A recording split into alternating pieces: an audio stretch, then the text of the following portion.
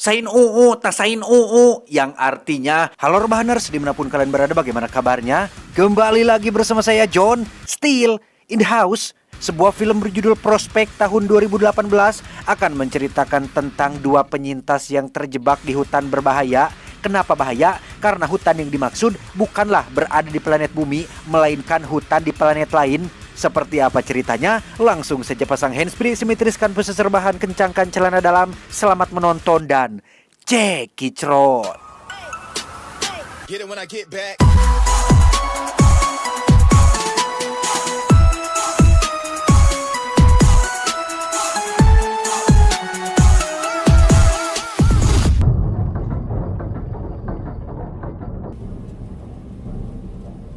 Berlatar di zaman ketika planet bumi sedang mengalami krisis ekonomi, beberapa ilmuwan membuat pusat stasiun luar angkasa terbesar sepanjang sejarah umat manusia, di mana tujuannya adalah untuk memudahkan mereka dalam mencari planet baru yang kaya akan sumber mineral dengan mengirim beberapa orang terpilih untuk melakukan survei terhadap planet-planet yang mereka datangi.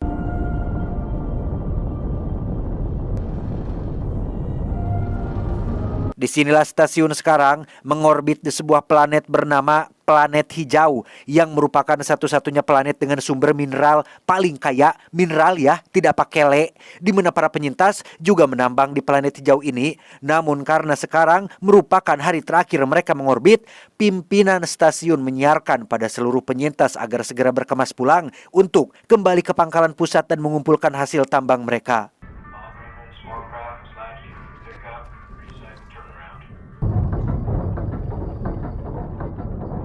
Dan kisah akan berfokus pada seorang penyintas bernama Damon dan putri semata wayangnya bernama, kita panggil saja Yuli. Ini parasnya yang meski usianya terbilang masih bocah, Yuli cukup mahir membantu sang ayah dalam menyelesaikan pekerjaannya seperti merakit senapan elektrik, servis AC, las keliling, permak lepis, ketok magic, bajaringan, kurung manuk, botol edan, aromanis, jagung bakar, dan lain sebagainya, termasuk memperbaiki beberapa alat elektronik yang cukup rumit untuk dikerjakan.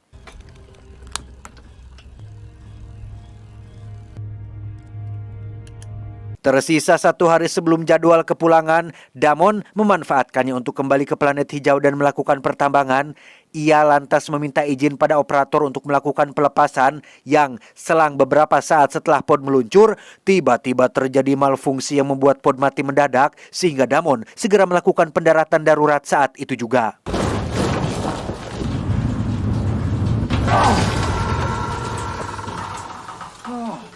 Sementara Damon menyiapkan alat untuk servis, Yuli sendiri mulai mencari lokasi mereka mendarat saat ini. Dengan fakta bahwa oksigen hanya tersisa kurang dari 24 jam, mereka pun mulai berjalan menuju lokasi pusat komunikasi untuk segera meminta penjemputan. Yang setelah beberapa jam berlalu, tibalah mereka di salah satu bekas pertambangan berlian terbengkalai dengan beberapa mayat yang tewas entah kenapa. Damon segera mengeluarkan peralatannya untuk mengambil berlian yang masih terkubur. Setelah digali, ternyata berlian tersebut berasal dari sebuah akar jamur bernama aurelak, di mana Damon menjelaskan bahwa di dalam aurelak yang masih utuh terdapat gas beracun yang mematikan dan mengandung zat asam yang jika menyentuh pakaian atau terhirup sedikit saja maka akan langsung menyebabkan kematian.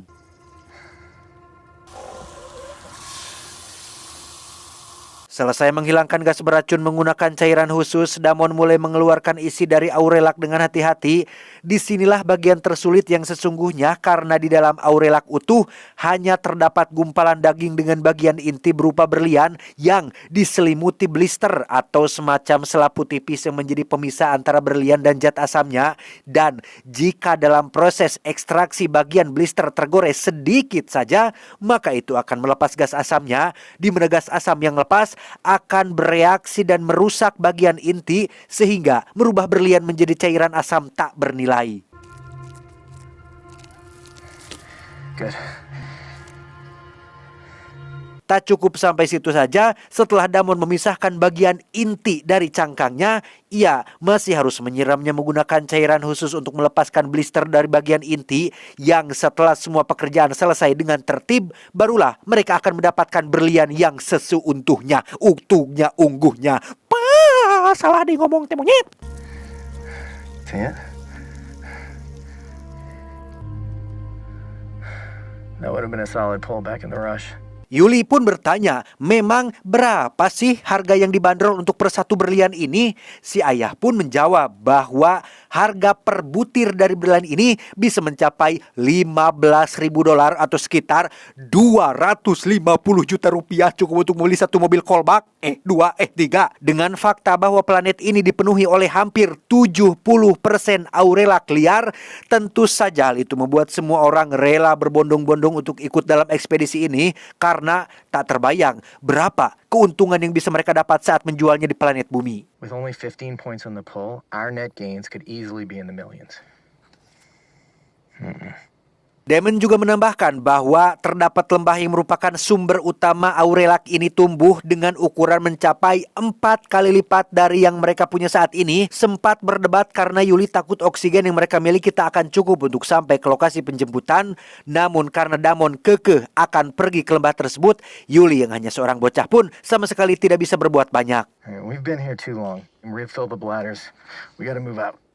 Ketika Yuli sedang mengisi stok air untuk menetralisir aurelaknya, tiba-tiba terdengar panggilan dari Damon yang meminta Yuli untuk segera mematikan radio, di mana Damon sendiri saat ini tengah dihampiri oleh dua penyintas asing yang bersenjata dan langsung menjatuhkan Damon saat itu juga. I told you I don't have anything. I just arrived. All right, Damon. You don't understand. Understand what now? Dia bernama Ezra yang juga sama-sama terdampar setelah pesawatnya mengalami malfungsi. Awalnya Damon mengaku hanya sedang buru-buru untuk menuju lokasi penjemputan.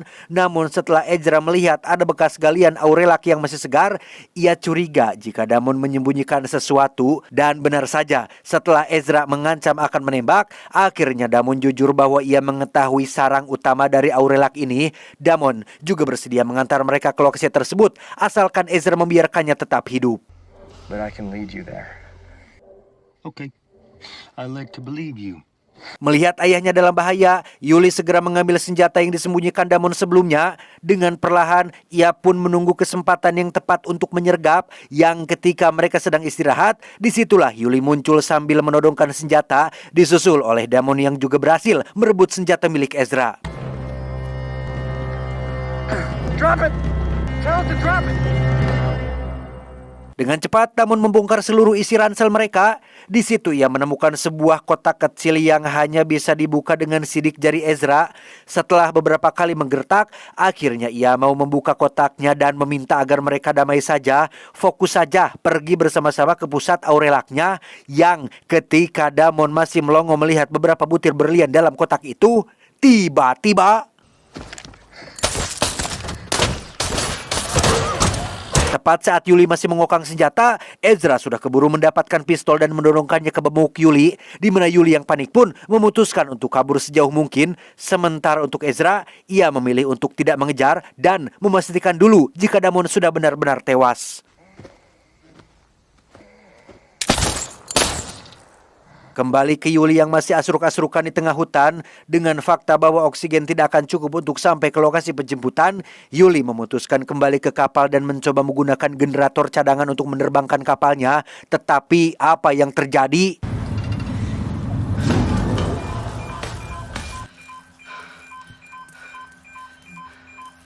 Tak ingin menyerah begitu saja, Yuli mengemasi semua barang termasuk membawa oksigen cadangan untuk pergi ke lokasi penjemputan seorang diri. Yang ketika ia bermaksud untuk keluar, terdengar suara kekeletrakan seperti seseorang yang sedang membuka kunci pintu, di mana Yuli yang sigap pun langsung bersiap dengan senjatanya dan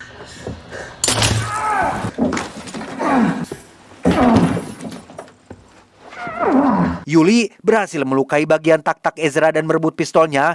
Ezra menjelaskan bahwa bukan dia yang menembak Damon, tapi temannya. Ia juga meminta alat P3K untuk segera mengobati lukanya, karena jika dibiarkan terlalu lama akan mengalami infeksi. Yang jika Yuli percaya dan berniat untuk membantu, maka sekaranglah saatnya. Tapi jika Yuli ingin mati kelaparan di planet ini, maka akhiri penderitaan Ezra saat ini juga. Shoot or help. Just make a move.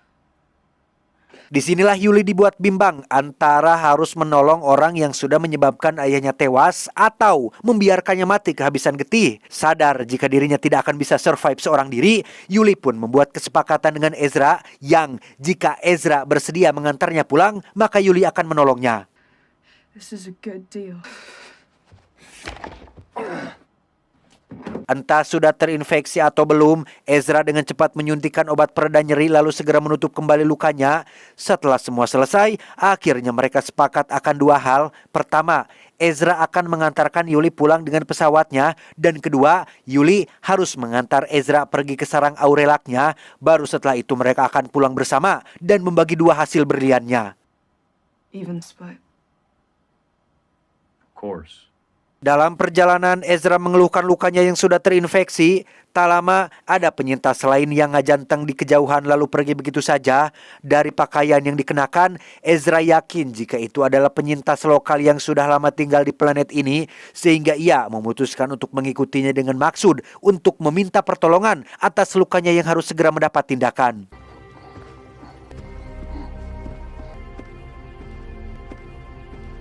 Dan benar saja, mereka adalah penyintas asing yang sudah lama menetap di sini, bahkan sudah memiliki barak tersendiri di planet ini.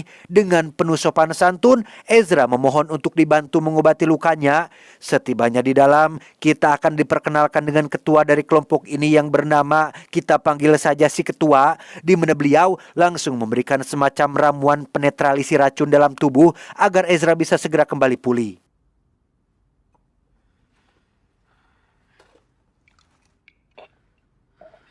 Dikira semuanya gratis? No. Mereka sudah salah besar karena si ketua langsung menunjukkan satu kotak batu berlian untuk Ezra bawa. Dan sebagai imbalannya, Ezra harus meninggalkan Yuli di tempat ini seorang diri untuk dijadikan budak baru oleh si ketua. That is the reason why you were brought here. Not the Orlac. Dengan cepat Yuli kabur ke dalam hutan untuk menyelamatkan diri, sementara Ezra entah bagaimana nasibnya sekarang. Setelah beberapa ratus meter berjalan, kini perutnya mulai merasakan lapar yang luar biasa, ditambah stok oksigen yang juga semakin menipis. Sambil tertatih-tatih, Yuli kembali melanjutkan perjalanan dan tak sengaja menemukan barak lain, sehingga ia memutuskan untuk menyelinap, siapa tahu ada makanan di dalam sana.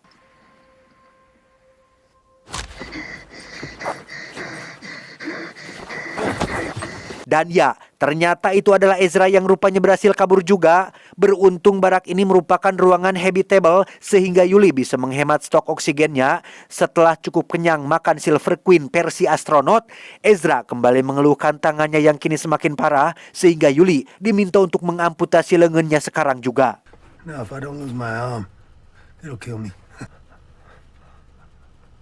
And I can't perform the procedure by myself. Sebelum mulai, Ezra memberikan tutorial singkat tentang cara penggunaan peso bedah portable-nya. Disinilah kita akan diperlihatkan dengan betapa edannya seorang Ezra ketika ia sama sekali tidak menggunakan obat bius saat operasi dilakukan. Masih mending kalau itu dilakukan oleh seorang dokter ahli. Ini mah oleh si Yuli loh, yang notabene bukan ahli medis dan baru beberapa jam saling kenal. I won't feel a thing. Hack away. Kinda nice. Tingling. Meski usianya masih muda, Yuli tidak linu sama sekali saat melakukan operasi ringan ini. Hal itu bukan karena dia ngawani-wani karep atau modal nekat, tapi memang jauh sebelum ikut jadi penyintas dengan Damon, ia sempat bekerja sebagai tukang potong daging di salah satu restoran terkenal di Amerika, sehingga ini bukan perkara sulit baginya.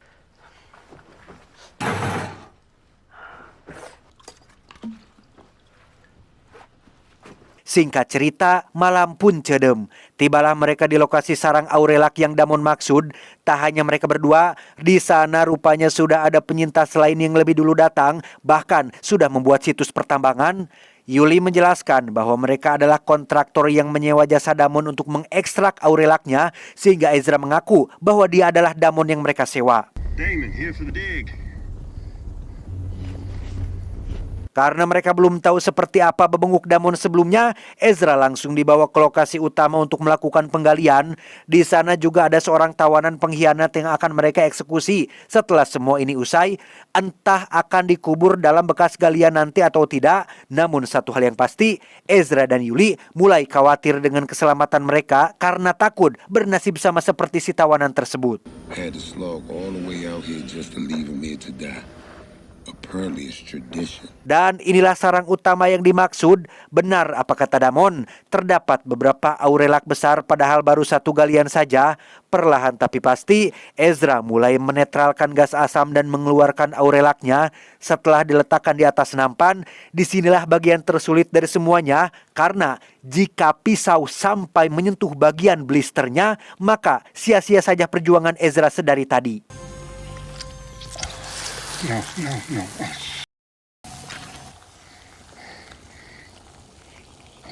Dan ya, aurelak pun pecah yang membuat zat asam merusak inti dari blisternya.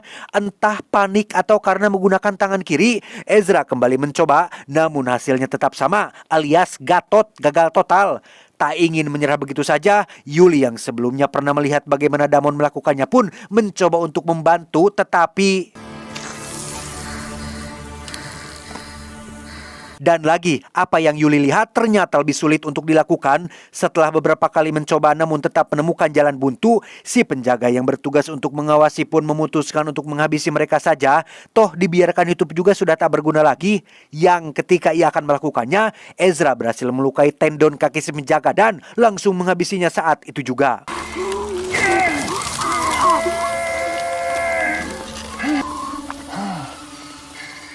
Tak lama, muncullah si kontraktor dan beberapa anak buahnya. Ezra menjelaskan bahwa si penjaga terjatuh karena terlalu dekat melihat aurelaknya. Namun setelah diperiksa dan menemukan ada bekas luka pada tendon kakinya, Yuli dengan cepat menyiram lubang aurelak sehingga mengeluarkan asap tebal yang menghalangi pandangan mereka sehingga...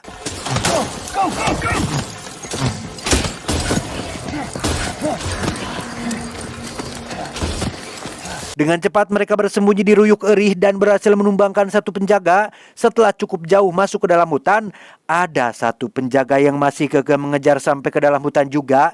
Ezra meminta Yuli untuk berputar mengalihkan perhatian, sementara ia sendiri akan menangkapnya dari kegelapan dan...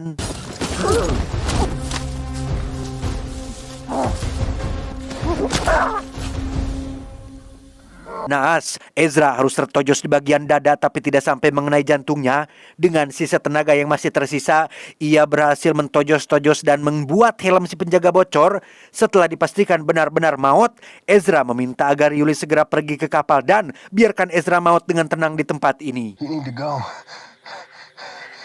You grab the gun and you go. Get out of here.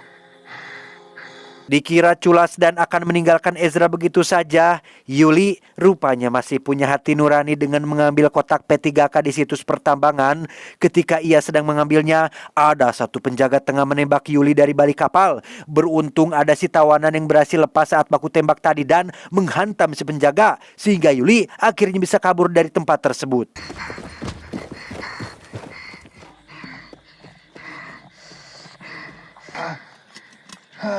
Dengan cepat, Yuli melakukan pertolongan pertama dan memboyong Ezra ke lokasi kapalnya. Sempat terhenti dan saling tatap-tatapan dengan si tawanan.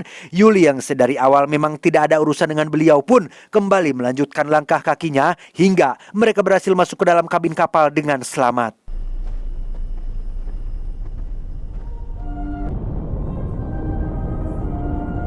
Setelah semuanya selesai, kini Yuli dan Ezra akhirnya bisa bernapas lega. Untuk Ezra, ia memutuskan tetap menjadi penyintas dan memberikan setengah dari hasil jarahannya kepada Yuli. Sementara Yuli sendiri, ia akan pulang ke planet bumi dan menjual batu permatanya untuk bekal dalam memulai hidup barunya nanti.